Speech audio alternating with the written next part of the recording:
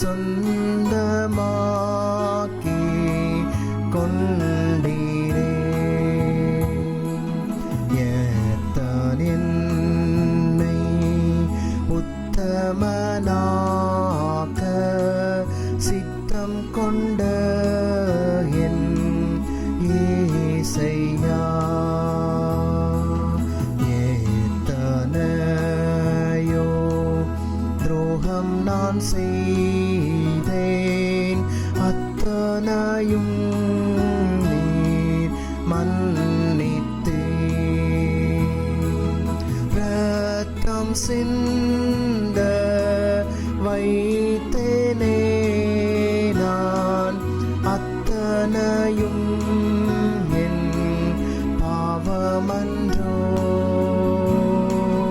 கர்த்தனேவும் அன்பு கீடாய் நித்தம் செய்வேனும்